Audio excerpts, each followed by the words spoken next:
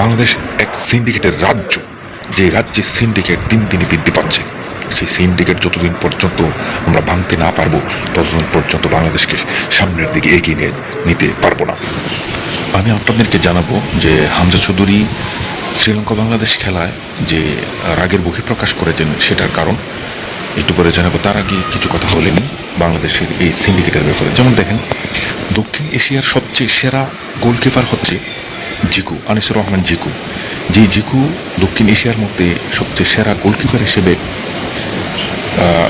সম্মানিত হয় বা গোলকিপার হিসেবে সে বিবেচিত হয়, সেই গোলকিপার আজ জাতীয় দলে নেই। কারণ যে কোনো একটা অপরাধের কারণে তাকে দল থেকে বহিষ্কার করা হয়েছে বা তাকে বাইরে রাখা হয়েছে। কিন্তু একই অপরাধে ওই আনিসুল হক জিকু, অর্থাৎ গোলকিপার জিকু, দক্ষিণ এশিয়ার সেরা গোলকিপার জিকু, ওই জিকুর সাথে আরও তিনজন, অর্থাৎ তারা তিনজন একই অপরাধী ছিল।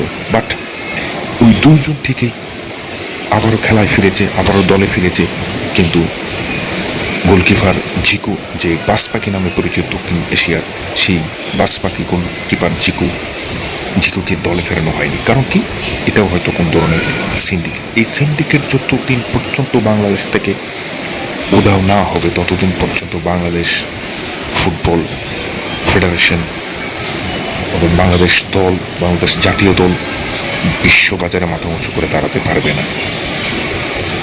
তাই সবাই আওয়াজ তুলতে হবে, এই জিকুকে আবার দলে ফেরাতে হবে।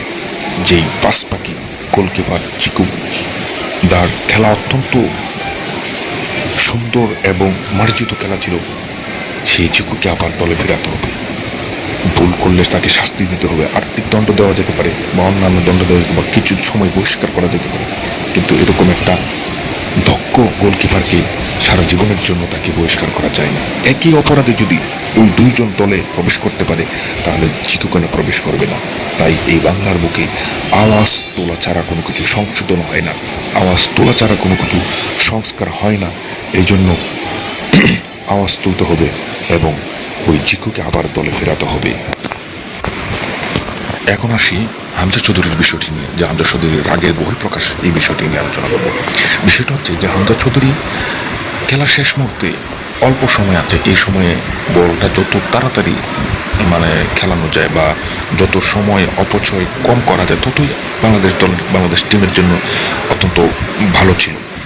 সেই সময় একটা প্লেয়ার চেঞ্জ করবে, এই প্লেয়ার চেঞ্জ করতে প্রায় 3 থেকে 4 মিনিট সময় অতিবাহিত হয়েছে। কেন? কোচ কাবরেরা তখন কী করছিল?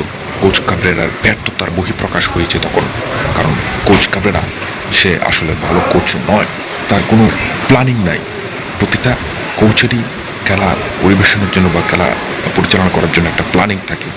যখন সে কোনো প্ল্যানিং ছাড়া তো কোনো প্লেয়ার চেঞ্জ করা যায় না, তো সে এতক্ষণ পর্যন্ত এই শেষ মুহূর্তে অল্প সময়ের মধ্যে সে কি প্ল্যানিং করলো, কি পরিকল্পনা করলো, যে পরিকল্পনার কারণে প্রায় 3 থেকে 4 মিনিট লস হয়েছে। একটা মিনিটের জন্য একটা গোল হতে পারত, সেটা ভিন্ন কথা বা হতে পারত। কিন্তু কোচ কাবরেরা এই বিষয়েও তার কোনো দক্ষতার পরিচয় নেই। তাহলে বাংলাদেশ টিমকে, বাংলাদেশ দলকে বিশ্ববাজারে এগিয়ে নিতে এখন আসলে কিছু সংস্কারের প্রয়োজন। তার মধ্যে প্রথম হচ্ছে কোচ। এই কোচ দিয়ে বাংলাদেশ টিম চলবে না, তাই এই কোচকেও পরিবর্তন করতে হবে। হামজা চৌধুরী কেন হামজা চৌধুরী একজন প্লেয়ার হয়ে সে মাঠ থেকে প্লেয়ারটা তাড়াতাড়ি চেঞ্জ করার জন্য, সময় বাঁচানোর জন্য সে কথা বলবে, সে চিল্লাবে? কেন সে কোচের দায়িত্ব পালন করবে? কোচ তার নিজের দায়িত্ব পালন করবে, কিন্তু একজন প্লেয়ার কেন কোচের দায়িত্ব পালন করতে উদ্যত হয়? কারণ তখনই হয় যখন দেখে কোচ সে নীরবতা পালন করছে, কোচ এই সম্পর্কে তার কোনো জ্ঞান নেই।